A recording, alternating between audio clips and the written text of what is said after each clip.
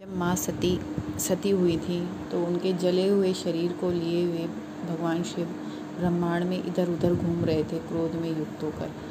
मतलब उनकी समझ में नहीं आ रहा था मैं क्या करूं क्या ना करूं, अपनी सती को वापस कैसे लाऊं। तब उस समय उनके गुस्से को शांत करने के लिए और सती माता को भी शांत करने के लिए भगवान विष्णु ने अपने चक्र से उनके अंगों को काटना शुरू कर दिया।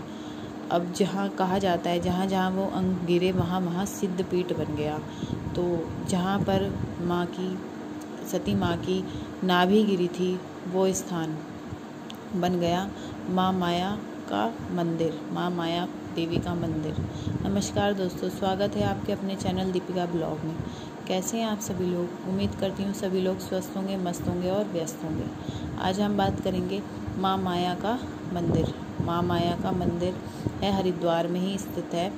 जो कहते हैं कि जो हरिद्वार को माया नगरी भी या मायापुरी भी कहा जाता है, तो वो जो माँ माया है उनके नाम पर उनको कहा जाता है। वैसे तो इस मंदिर में मतलब जो माँ माया है उनके साथ दो माताएं और भी स्थित हैं। एक है काली माता और एक कामाख्या माता। तो दाईं तरफ है काली माता और बाईं तरफ है कामाख्या माता।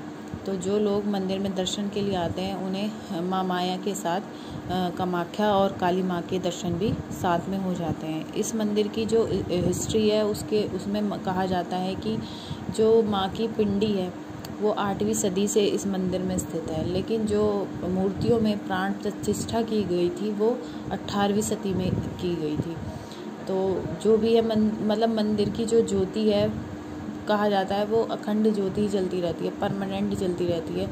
उसको मतलब जैसे भी करते होंगे जो भी एडजस्टमेंट वो तो वो ही जानते हैं, पर वो जलती ही रहती है। और उस ज्योति के दर्शन कहते हैं ना, वो जो अखंड ज्योत जलती रहती है उसके दर्शन मात्र से ही जो हमारे भक्तों के कष्ट होते हैं वो दूर हो जाते हैं।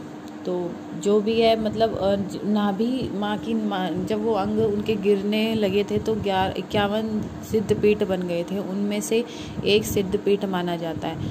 और ये सिद्धपीठ जो है त्रिकोण भी स्थित है इस सिद्धपीठ में। ये त्रिकोण है, ये हमारी जो आपत्तियों से पूरी अर्थ पृथ्वी की आपत्तियों से रक्षा करता है।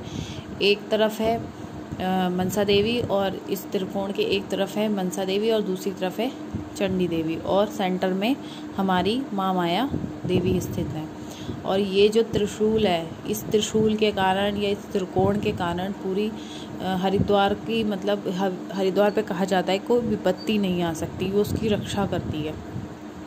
इस मंदिर की इतनी ज़्यादा मान्यता है। नवरात्रों में तो खैर जब माया का मंदिर है तो ऑब्वियस सी बात है कि नवरात्रों में तो बहुत ही ज़्यादा देखने लायक होती है मंदिर की ब्यूटी भी और पूजा पाठ भी। और कहते हैं साक्षात माया वहाँ रहती है। और मतलब उस मंदिर की लोग उसके बारे में थोड़ा कम ही जानते हैं, लेकिन मैं आज आपको बता रही हूँ। तो एक सिद्धपीठ तो मैंने आपको 2 पहले भी बताए थे, मनसा देवी और चंडी देवी।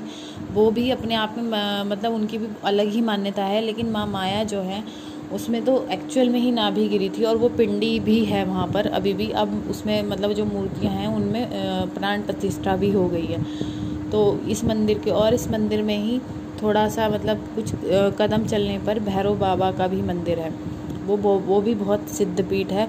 और कहा जाता है जब तक अगर माँ माया की आपने दर्शन किए हैं लेकिन भैरव बाबा के दर्शन करने अगर आप नहीं गए तो ये जो यात्रा होती है या ये जो दर्शन होते हैं माँ के वो अधूरे माने जाते हैं। तो जब भी आपको समय मिले एक बार ज़रूर आएँ और इस माँ माया के दर्शन ज़रूर करें। और माँ माया में बहुत पावर है।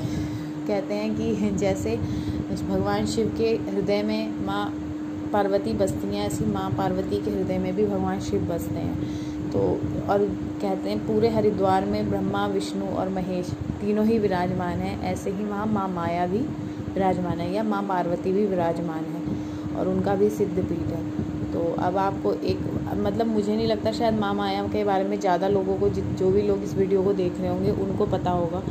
तो अब तो पता चला। और एक सिद्ध पीठ आपके यहाँ है हरिद्वार में ही। हरिद्वार के लोग भी और बाहर के लोग भी जो भी सुन रहे हैं इस वीडियो को प्लीज़ आएँ और इस मंदिर की सिद्ध पीठ के दर्शन एक बार ज़रूर करें। बहुत ही अद्भुत मंदिर है। आप मंदिर में एंट्री करोगे ना, एंट्री करते ही आपको एक पॉजिटिविटी की फीलिंग आती है कि हाँ सच में यहाँ माँ है।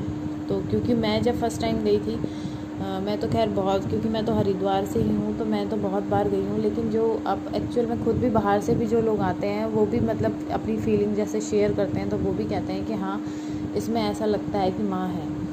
तो आपको एक बार मतलब आए ज़रूर और देखें आप, ऐसा नहीं। और भीड़, इतनी भीड़ रहती है मंदिर में, नॉर्मल में भी, नवरात्रों में तो बहुत ही रहती है, लेकिन नॉर्मल डेज़ में भी आप कभी जाओ, किसी भी टाइम चले जाओ, उसी टाइम माँ की मंदिर में बहुत ज़्यादा भीड़ रहती है। और आप साथ में आप सोचो महामाया के दर्शन होंगे, साथ में भैरव बाबा के दर्शन करने का आपको एक शुभ अवसर मिलेगा। और जो मेरे चैनल को फर्स्ट टाइम देख रहे हैं, प्लीज़ मेरे चैनल को सब्सक्राइब करें, प्लीज़ प्लीज़ प्लीज़। ओके, जय माता।